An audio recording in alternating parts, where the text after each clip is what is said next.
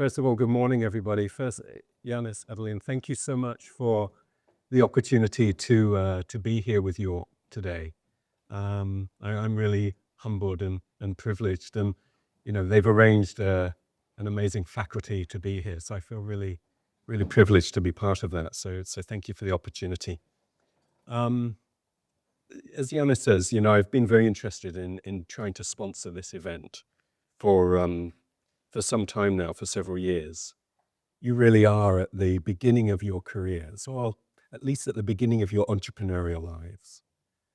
And Yanis and I thought it would be kind of interesting, given that I am now really at the end of my career and my entrepreneurial life, to share a few reflections on what has kind of worked and what I've seen in terms of companies that I've been at, in terms of leadership and how you engage your organizations, and share some of those reflections. So it's a kind of an unusual talk for me. I often don't do talks like this, although I will say I was at a strange Irish meeting about a year ago, and this guy who was an Irish physician and had gone into venture capital kind of gave this talk on, hey, here's a few things as scientists and physicians and whatever you all are, a few things to think about. And his one thing which I really took away, and after 30 years doing this, I hadn't thought about. He said, listen, when you go into a drinks reception, you guys are all kind of, oftentimes you're a bit reticent, right?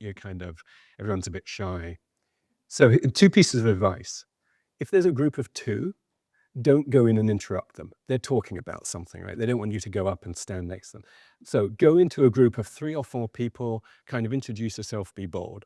I bring this up because there is a drinks reception tonight, okay? So, everybody's got to mingle, you got to go and say, it's just terrible. You have to go into a room, you don't know anybody. So I took that away. I really found that an insightful piece of advice I wish I'd known about 27 years ago.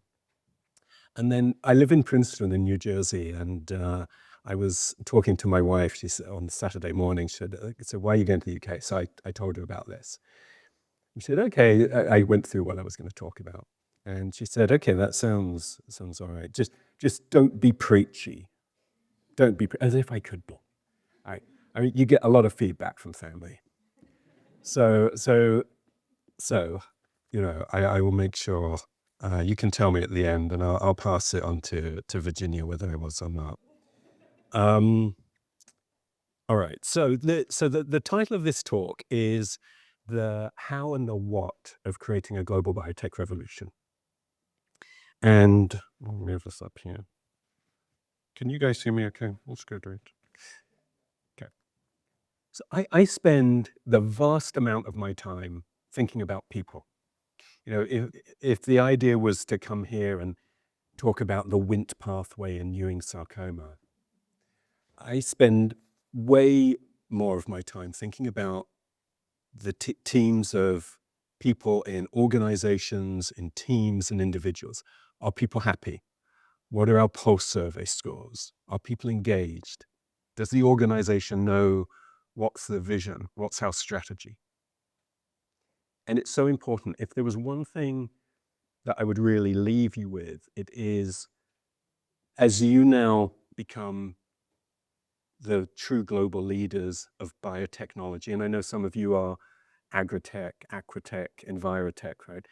As you go into that, sure, being as scientific subject matter expert is going to be table stakes, but success comes from engaging your team and building an organization that understands the vision, knows where you're going as a leader, and that feels that they can get behind you and trust you.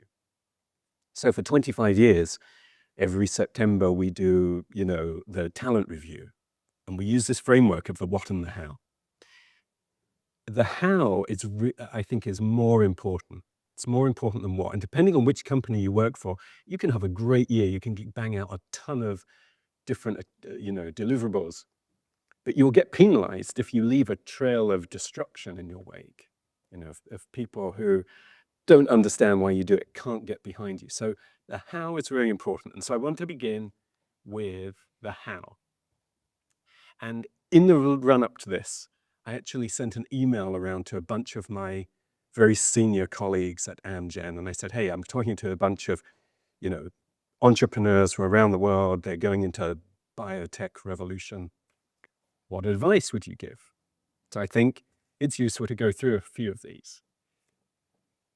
We won't drain all of them, but who you work for is key. People do not leave jobs because of money. They don't really leave jobs because of promotion either. Why do they leave jobs? Because their boss. And it's not because they're nasty. There's a statistic that, you can give people constantly negative feedback, but they'll be engaged. Okay. People leave jobs because of their boss, because they don't respect them. They don't feel they're valued. They don't feel they're listened to. So I think that is a framework for you all. Think about that as you create your brand, and we'll talk about that in a minute.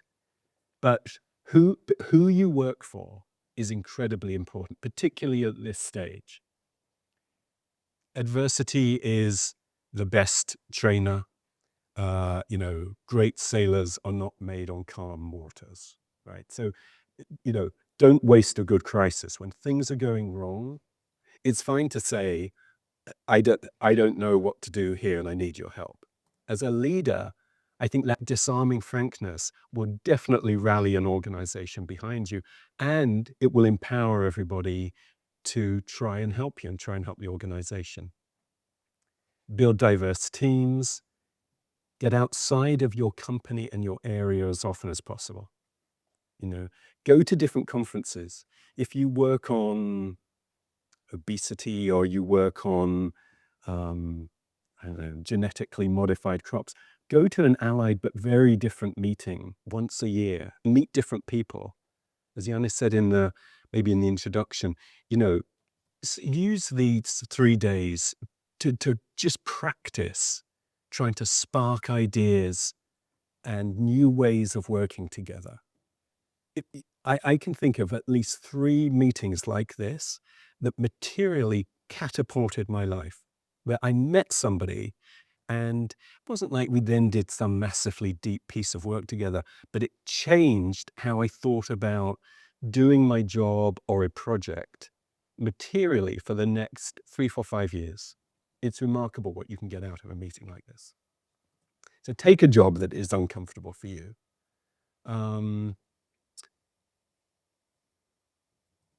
As a manager, you're going to make some wrong hires. A piece of advice that when I was certainly more junior in my career, I wish I'd had, is that I tried to rehabilitate people. You are, here at this point in your lives, I think the more that you can practice developing your brand, like what do you want to be? What kind of leader do you want to be? What do you want to stand for? What is it you want people to talk about you and say, hey, Fred or Francesca is like this?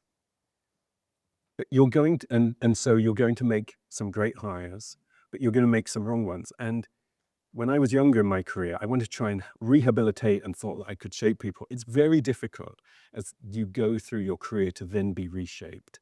So when you make wrong hires, it's okay, but move quickly on it. As you're developing your leadership teams or you're working with other colleagues, you can't tolerate mediocrity, right? You have to develop a team that is truly A+, and there's going to be some people that you'll get that you want to change out. And people remember how you made them feel. They don't remember what you said to them. I think that's very important. So when you're interacting with your senior colleagues, your peers, your junior colleagues, always think of that. It's critically important. Kath Gord from Amgen is going to do a workshop over these next few days about building your brand. And, your brand is important. What do you want to be remembered for? What do you want to stand for? You have an opportunity, like I say, over these next couple of years to kind of experiment with different brands. What do you want to be? For me, Churchill said the top quote, right? Success is not final, failure is not fatal. It really is about having the courage to continue.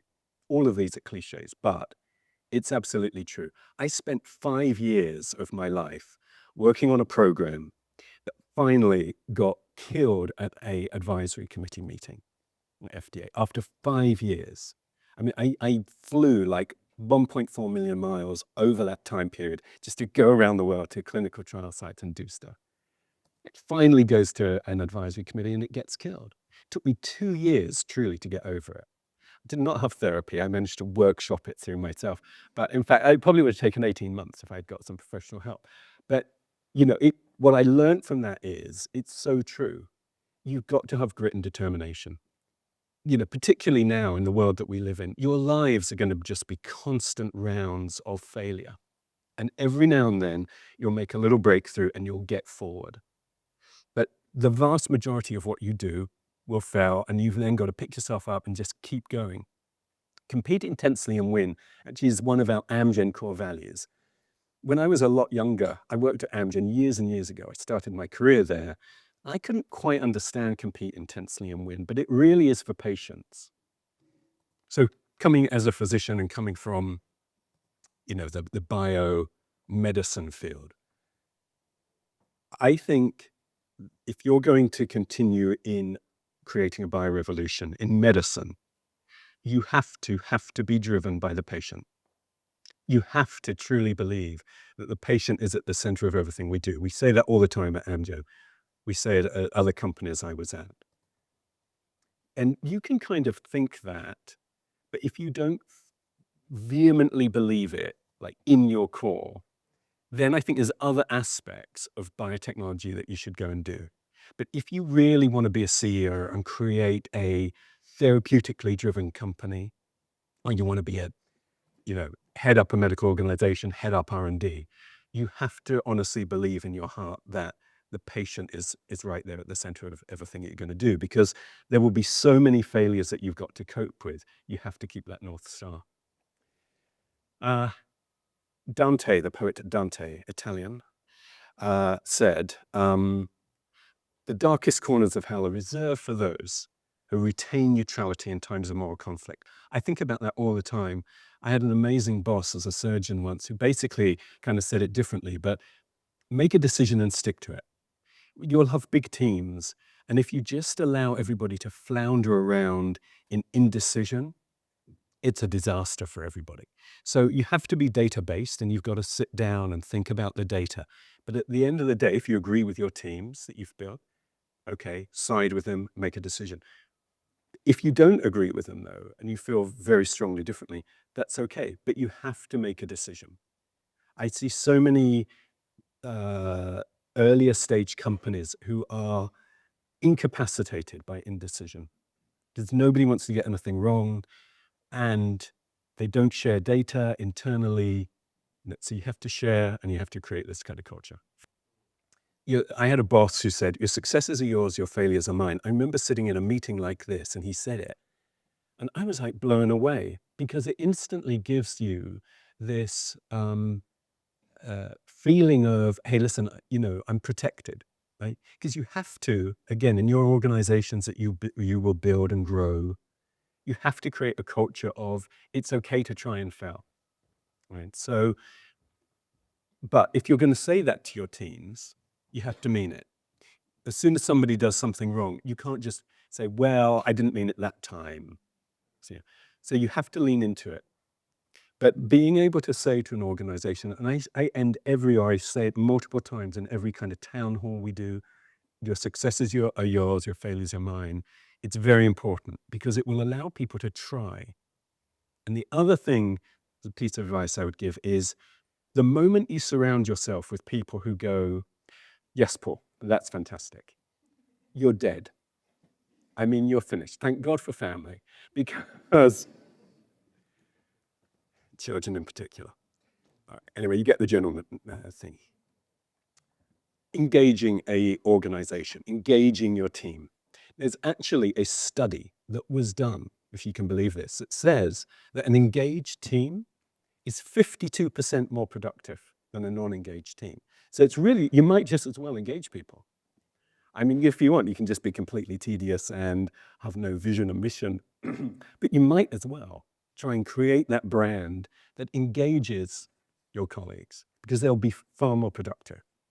And how do you engage? So there is a guy called Sumi Ghoshal.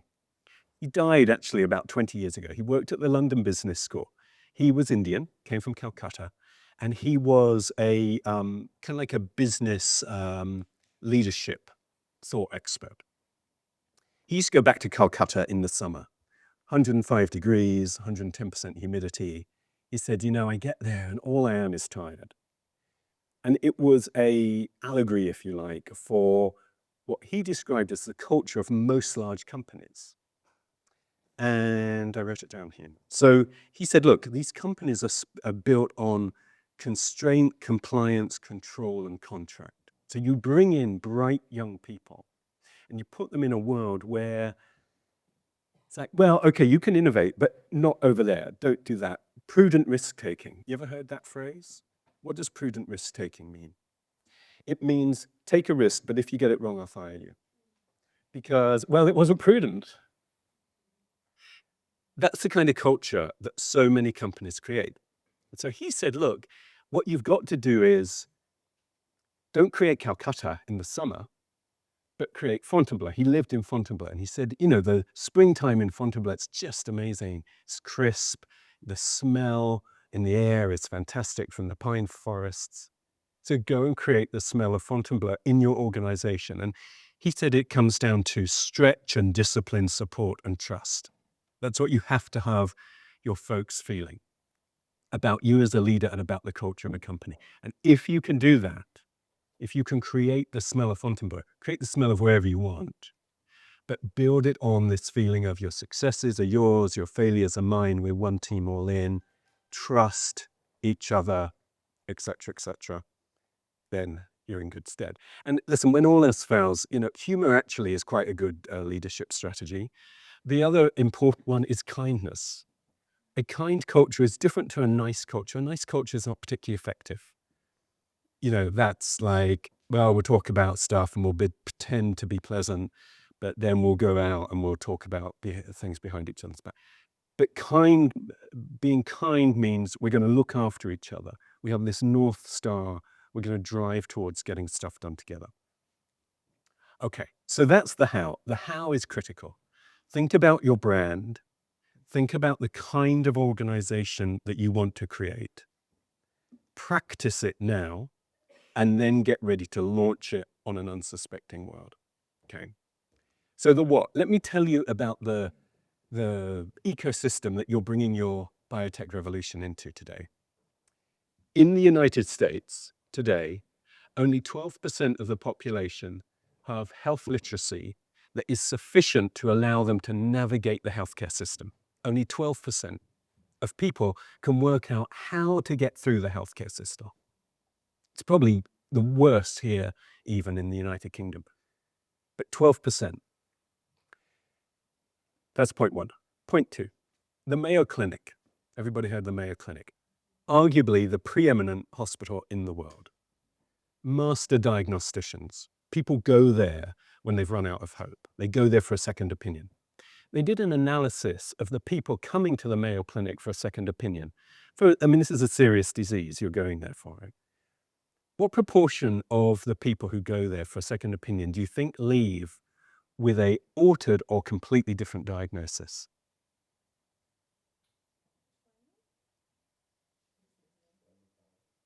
88% of people who go to the Mayo Clinic for a second opinion leave with a different diagnosis. So number one, people can't even navigate the healthcare system.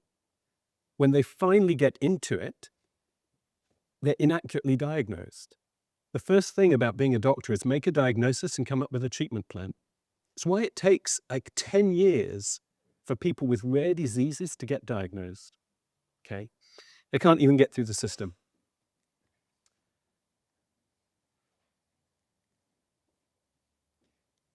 AI will change it. The world that you're coming into is so amazingly different to the one that I, at your stage, was in. We had, I did my PhD on a computer like that. And so Gordon Moore was the the founder of Intel. And he said that on average, computing power doubles roughly every 2 years. And that was true for a long time.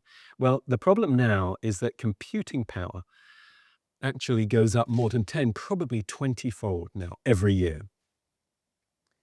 And so AI as a tool is going to revolutionize everything you do. Who uses deep research from ChatGPT? Yeah. It's like having a postdoc right next to you. It's like having the smartest person in the world next to you, but then not using them. Right? I mean, the number of people who still don't use it. I wanted to find a statistic that I'll tell you in a minute. And I typed it in on my little iPhone to Google, and it said, actually, I get what you're trying to ask, but you're asking the wrong question. And I had typed in median, it said, you need to ask mean. And I'll tell you the statistic in a minute. So this is the world you're going to go into.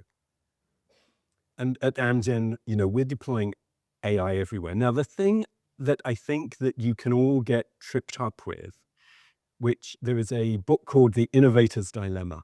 A guy called Clay Christensen wrote it. He said, look, what a lot of companies do is a new technology will come along and they want to be right at the leading edge. You don't have to be. I think you could get tripped up in trying to be right at the leading edge of AI innovation. You just need to use it as a tool. Use it yourself. Teams that you develop, let them use Copilot, let them use ChatGPT, have people experiment with it. But it's now revolutionizing everything we do.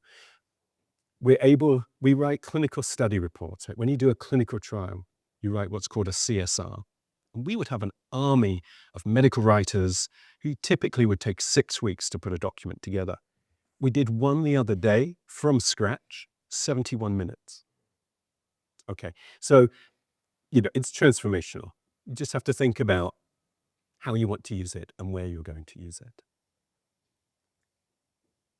And last week, I don't know if you saw, Oracle had their earnings call. They added $250 billion of market cap in a single trading session because the message was essentially, hey, there's still room certainly in the biosciences for the different offerings that Oracle have. And I actually, the same day or the day before, the Oracle had a health conference in Orlando, and I went to it. And, truly, in terms of only 12% of the US population today can navigate the healthcare system. Well, they have a platform now that is going to bring everybody's healthcare records, their electronic medical records together. It's going to use tools that will then apply algorithms to your data to say, actually, you don't have Sjogren's syndrome, you might have some other disease. They're going to create digital twins of patients.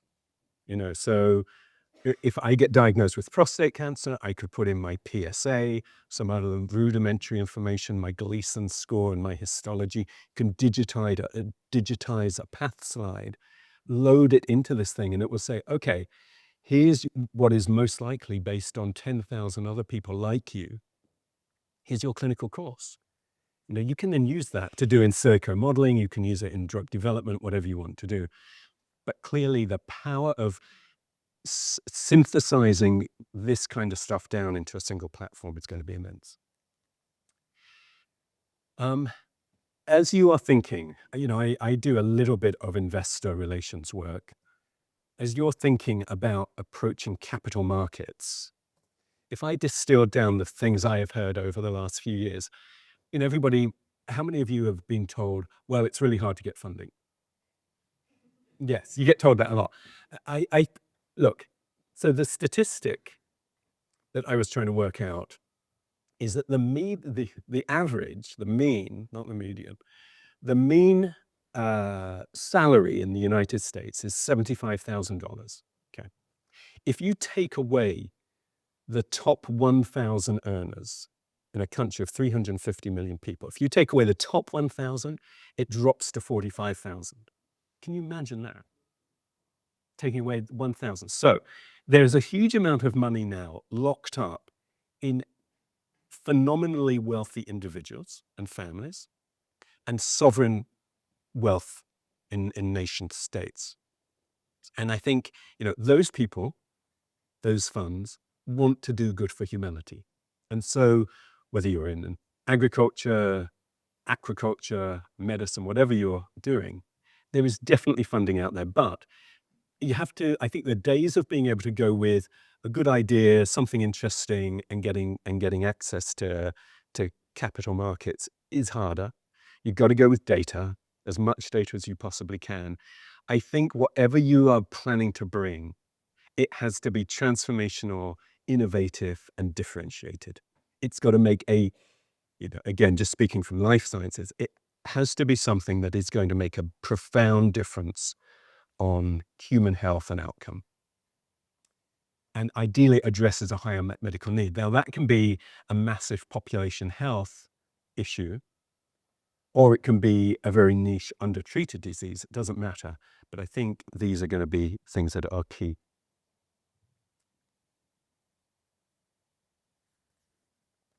I don't want to get my... Okay. So, look, whatever you do, I think you have to believe in your strategy, believe in your vision, believe where you want to go, and have, that conviction and drive. I'm going to try and show you a video.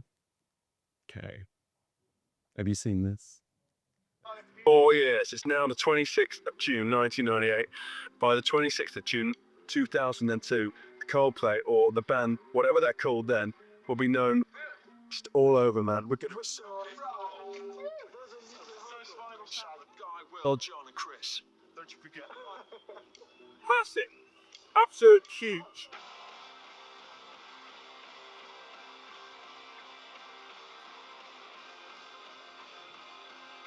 So I show that video quite a lot at work, and usually in America I have to use subtitles. But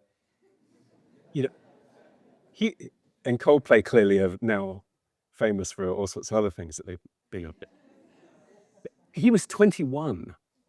He was 21, and he was playing an agricultural fair. He probably had a big beer tent and somewhere that bands from the local polytechnic came to. Right? He was 21, and he believed that in 4 years they were going to rule the world. Right? They were going to dominate modern day music. And guess what they did? He failed by 3 days. So he's 21. You guys have to all have that same kind of zeal and belief. And if you have a decent, innovative, differentiated plan, there's nothing that you cannot do. So this is my last slide. There is a author, Edward Abbey. He says, listen, you all hold your tombstone in your hands. You can do two things. You can either kind of like just let it drop at your feet, or you can throw it at something big and glassy, have a big, audacious goal, and go and fix it. Go and do it. And Ralph Waldo Emerson, he wrote this, whether it's a poem or a very short essay, he was struggling with what is success. He was thinking about his life. He says, well, it's to have the affection of children, to have created a garden, whatever. He ends by saying, to know that even one life has breathed easier because you have lived, this is to have succeeded. Whatever you're creating, you're going to bring in to the lives of people at the most brittle times in their existence, when they've run out of all hope. You're going to bring them hope. You're going to hopefully bring them a new cure for some disease that today we can't even imagine what to do with it. That's going to be, hopefully, the legacy that some, if not all of you, will leave. So you're going into a world that's certainly full of massive change, but truly, you should be bridled only by your imagination. Now, if Virginia was here, she would say, hey, you're starting to get preachy. So I think the best thing I can do is I'm going to stop here. We have a few minutes maybe for some questions, and we've got some of the faculty as well here over the next few days, so I'd invite all of them to comment as well. But again, it's a privilege to be here. Thank you so much.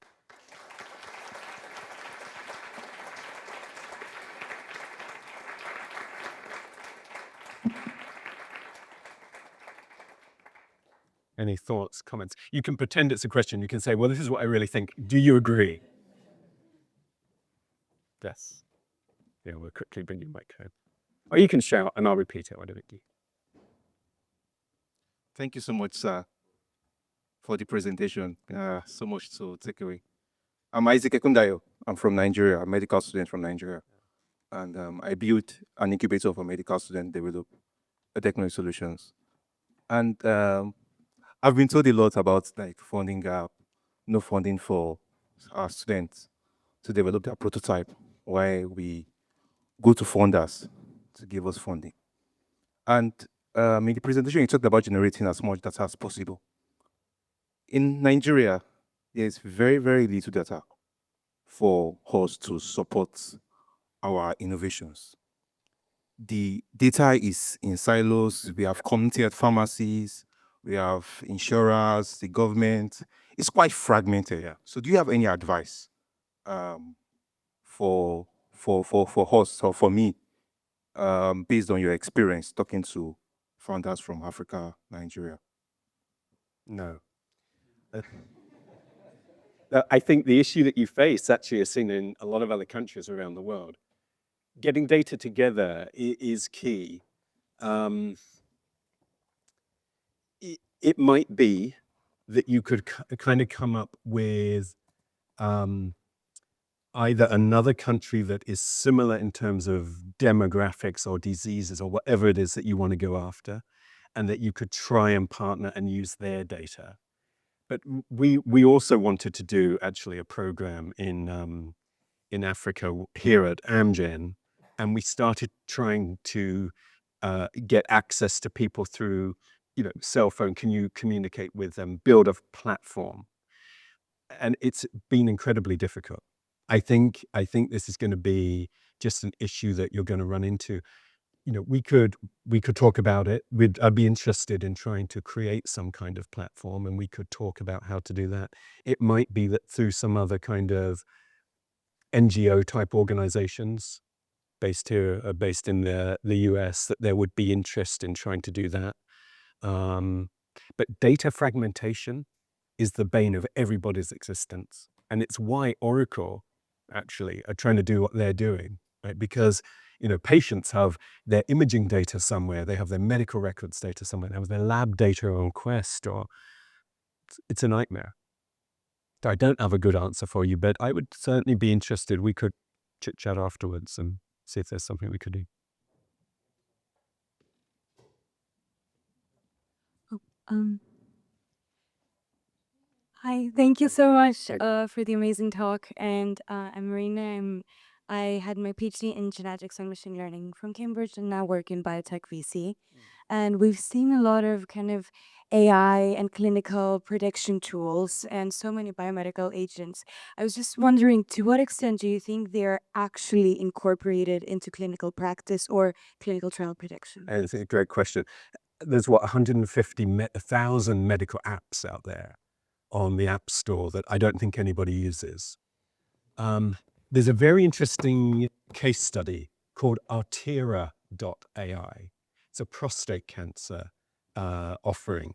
They take a slide, they digitize it, and then they're able to predict outcome based on things that no pathologist would ever look for. Pathologists look at cell size, what's the size of the nucleus, is there a lot of chromatin in there, all that kind of stuff. This thing looks at other features, but it's able to predict a treatment plan, treatment response. That's been incorporated into the NCI guidelines around prostate cancer. So again, I think it goes back to, if you have a transformation or differentiated offering that clearly can improve patient outcome, then you'll get traction. But a Me Too app that, does something mediocre, that it doesn't have any stickiness, I wouldn't do it. I think it'd just be wasting, 18 months. Hello, thank you for the inspiring talk. My name is Philip. I'm coming from the NGS background, and I was actually shocked by the number of the misdiagnoses that presented, and I wanted to ask, in your view, apart from the Oracle example, what would be ways how we can improve this? And as I'm from NGS, I'm also curious, what do you think about the multiomics, how they're fitting in solving this solution, Yeah. the problem? Sorry. Yes. we have a big interest in cardiovascular disease at Amgen, and we now have a proteomic risk score, so we can take people. For $100, you can sequence somebody's entire genome today, right? So you can combine that with proteomics, the proteomic risk score for cardiovascular risk, and it's really effective. Um, the time to diagnosis for all sorts of diseases takes far too long. And I think either it's because physicians will see one or two patients, a year with a particular set of characteristics, and so they just don't pick up on it. Everybody is busy. Depending on which healthcare system you're working in, you can't really go and order the right tests to do a definitive diagnosis, and so people just circle around.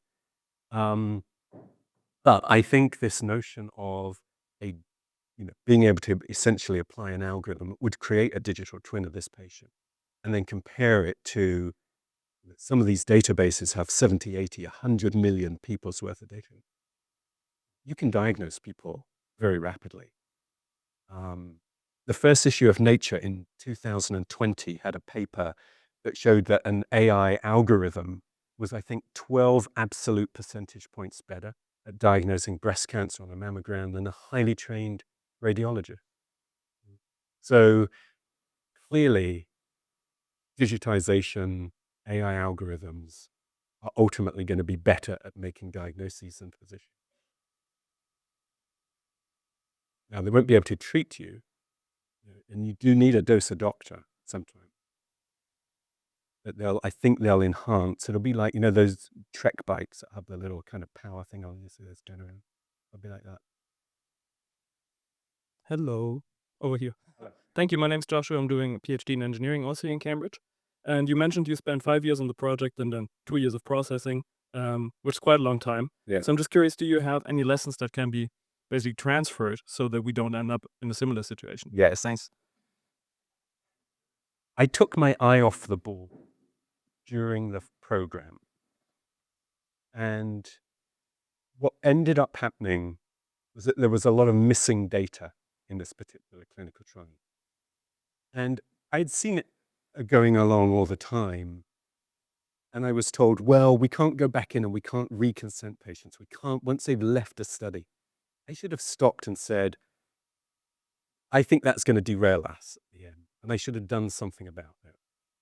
And the reason I didn't do anything about it was I was in a big organization. You kind of trust everybody else. You think, well, listen, we can't do it.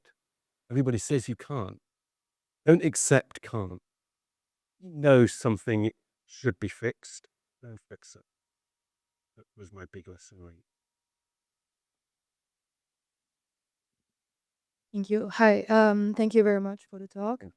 To come back more on the digitalization of patient data and on Oracle, what are your thoughts on the limits that could have, that all the data of someone basically in one place, Yes. and especially for, I don't know, looking more. Yeah. Especially for minorities or people who face discriminations a lot, it Yeah. might be scary basically to have all of that data in one place. Yes. I think there's a lot of trust that needs to be won back.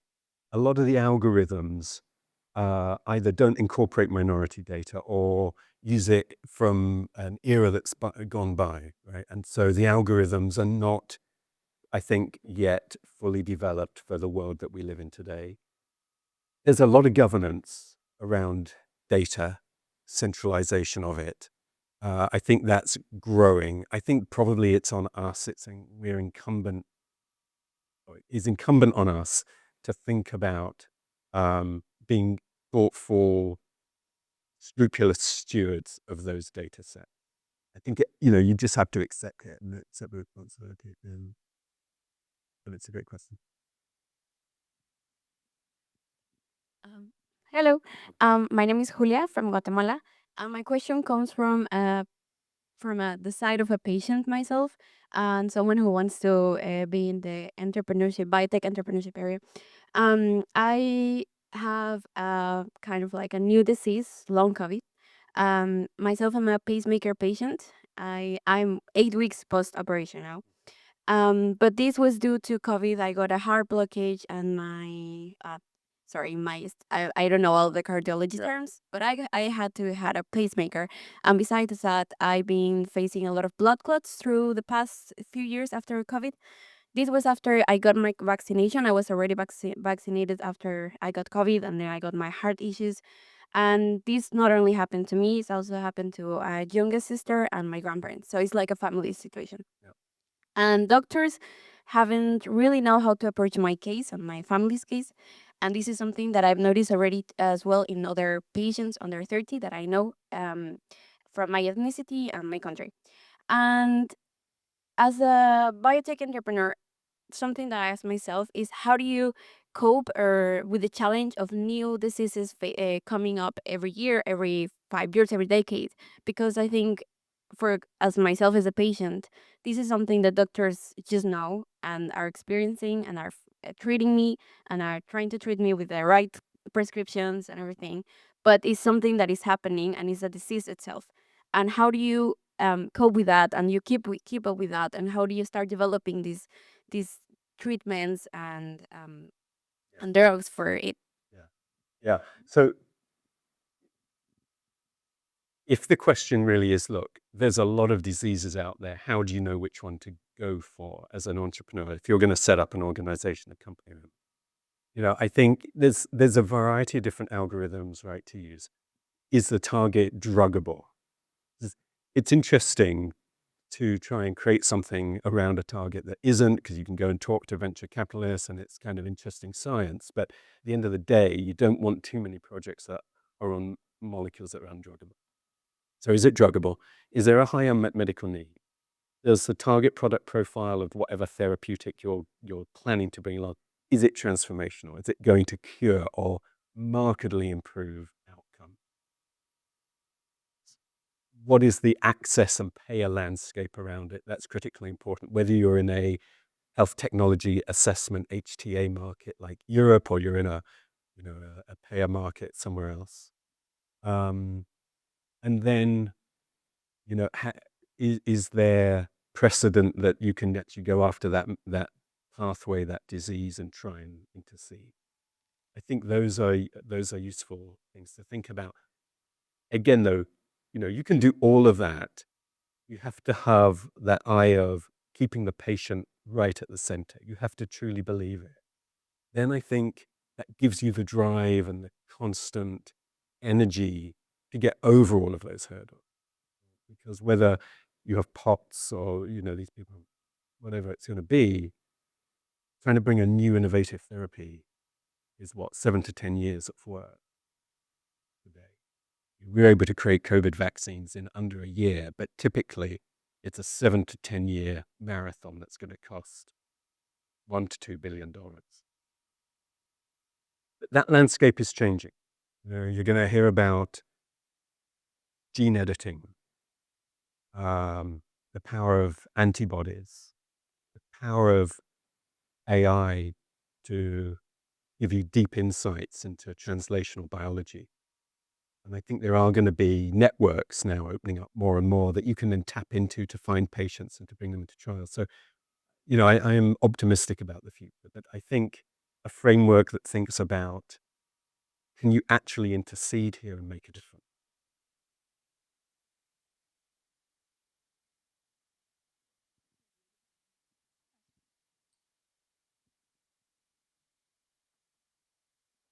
Hello, I'm a student, a PhD student here as well. I have two questions, which I want to ask. You talk about focusing on the patient. Do you mean the patient as a market or as a person? And how do you balance that out in a big organization? Yeah. Um, Great question. my second question would be to about engaging your team. You gave us 4 criteria, and I'd like to know more about stretching and about sort of balancing discipline with support. Okay. All right. I came from New York yesterday, so you may have to take me through these in a minute, one more time. So in terms of thinking about the patient, look, when I was a medical student, we spent 30 minutes on multiple myeloma. 30 minutes is the lecture I had in pathology on multiple myeloma. Think about that now. I mean, Darzalex is what, a $20 billion medicine. You got, Revlimid. I mean, it's a different world. So you can definitely today go after very small patient populations if you can bring transformational benefit. So I think that's one way to think about the patient. We talk about for every patient a solution. And, I often say, listen, we'll go after each patient at a time if that's what it's going to take. So people come to me, I get all sorts of things on LinkedIn. You've got to be prepared to get on it. You have to think about individual people and their lives and their families and go and help them. So you've got to go from massive population health down to individual people. When I talk about it, keeping the patient at the center of everything, I really mean individual people. I can close my eyes and I can remember 35 years ago, patients who I saw who died, some who did okay, but that's really what motivates me. The second part of that was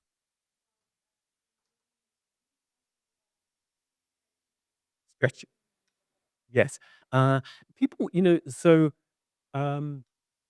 people want to be heard, listened to, feel that they're part of a solution, respect their opinion respected, properly respected.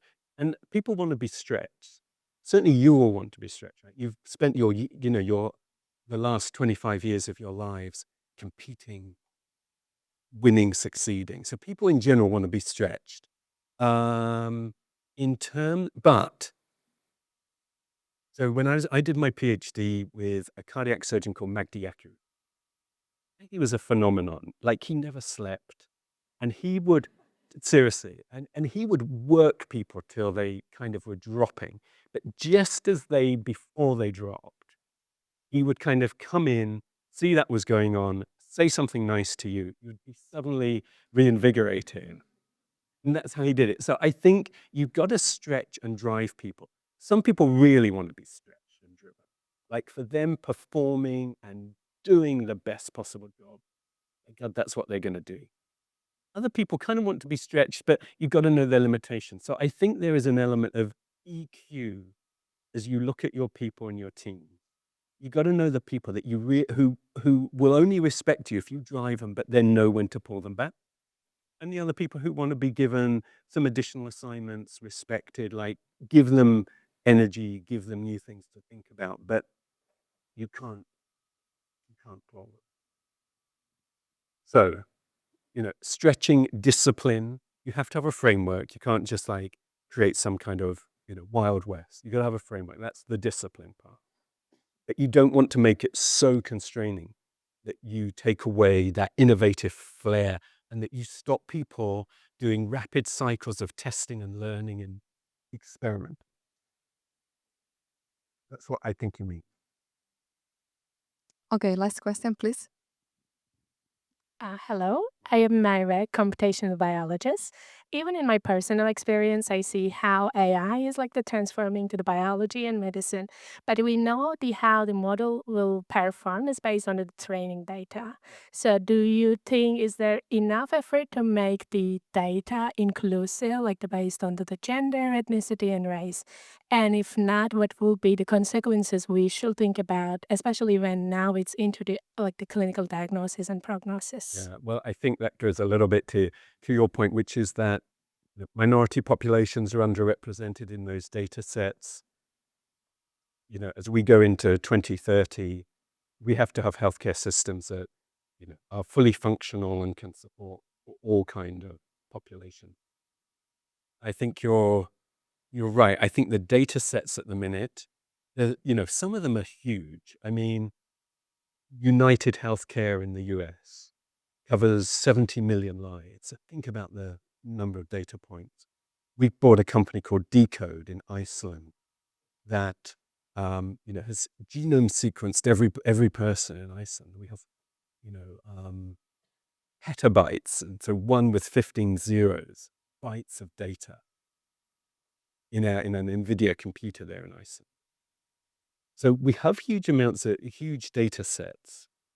But I think you bring up a fundamentally important point, which is that you've got to now go into, the Department of Defense database as well in the US, or, we have to get databases from Nigeria, right, from patients there as well, and incorporate them. And then you'll begin to generate holistic meaning. But that is on Oliver. Okay. Thank you so much. Thank you very much, sir.